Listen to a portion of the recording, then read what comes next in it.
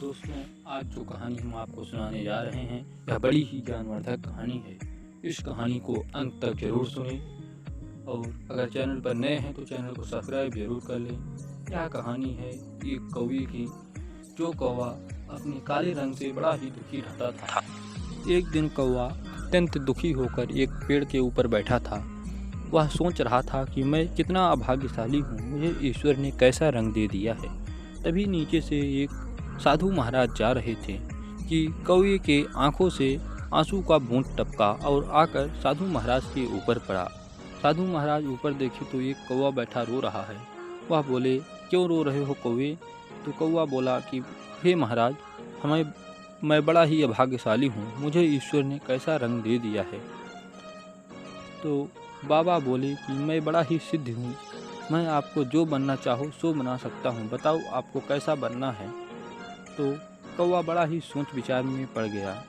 वह सोचने के बाद बोला कि हमें महाराज जी आप हंस बना दीजिए। हंस बड़ा ही पानी में सुंदर दिखता है, उसका जीवन कितना अच्छा है, सब उसके साथ फोटो खिंचवाते हैं, हमें तो कोई अपने घर की छत पर तक नहीं बैठने देता है। तब महाराज जी ने कहा कि आप भैया एक बार जाइए और हंस से तो पूछ कर आइए कि वह अपने रंग से कितना खुशी है, उसके बाद मैं आपको तुरंत हंस बना दूंगा। तो कौवा तुरंत भागा पहुंचा हंस के पास और बोला, हे हंस भैया, आप तो बड़े ही खुशी होंगे इस रंग से, आप बड़े ही भाग्यशाली थे जो ईश्वर ने आपको ऐसा रंग दिया। हमें तो बड़ा ही भद्दा रंग दे दिया है और हमें आज मौका मिला है कि मैं आपके जैसा बन सकूं। तो आप कितने खुशी हैं अपने जीवन में इस रंग से, यही मैं जानने आपके पास आया हूं। हंस बोला कि कौवा, तुम हमारे जैसा कभी मत बनना, क्योंकि मुझे ईश्वर ने यह कैसा रंग दे दिया। मैं अपने रंग से सदैव बड़ा ही दुखी रहता हूँ, क्योंकि यह कलर आदमी के मरने के बाद यूज किया जाता है, उपयोग में लाया जाता है। कफन का कलर भी सफ़ेद ही होता है, इसलिए मैं मौत के बाद का कलर हूँ, मुझे कभी मत चुनना तुम। और मेरे साथ लोग फ़ोटो खिंचवाते हैं तो पता ही नहीं चलता मैं हूँ या नहीं हूँ, सफ़ेद हूँ, इसलिए तुम तोता बन जाओ, तोता बड़ा ही अच्छा लगता है। तो कौवा के मन में बात बैठ गई। वह गया साधु बाबा के पास फिर और बोला कि हे बाबा, हमें हंस नहीं बनना है, हमें आप तोता बना दीजिए। तो साधु बाबा बोले, एक बार आप तोते से मिल कर आओ, उसके बाद मैं आपको तोता बना देता हूँ। कौवा पहुँचा तोते के पास और बोला कि आप तो बड़ी ही खुशी होंगे, आपका कलर बड़ा ही अच्छा है। तोता बोला, क्यों? तो बोले, मुझे आपके जैसा ही बनना है।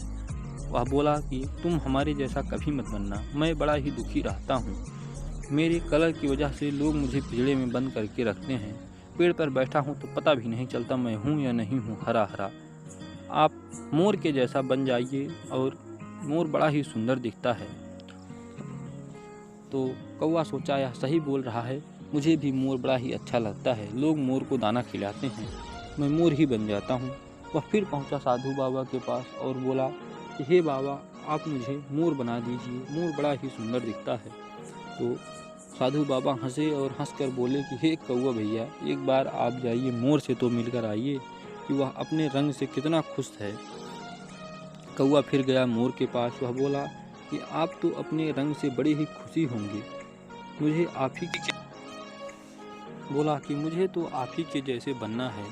तो मोर बोला, हे भैया कौवा, एक बार आप फिर से सोच लो, क्योंकि मैं अपने सौंदर्य से तो खुश हूँ, लेकिन मुझे ईश्वर ने इतना ज़्यादा पंख दे दिया है कि मैं आपके जैसा कभी भी आसमान में उड़ नहीं सकता हूँ, क्योंकि बारिश हो जाने पर ये पंख भीग जाते हैं और मैं भाग नहीं पाता हूँ, मुझे बड़ा ही खतरा रहता है, इसलिए आप मेरे जैसा कभी मत बनना।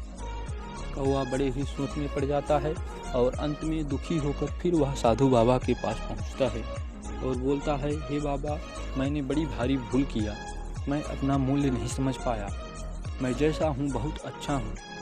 और वह समझ गया कि हर जीव अपने अपने स्थान पर संघर्ष कर रहे होते हैं, इसी प्रकार हम मनुष्य भी सिर्फ दूसरों को देखकर जलते हैं, बल्कि यह नहीं समझते कि सभी जीव अपनी अपनी जगह संघर्ष कर रहे होते हैं।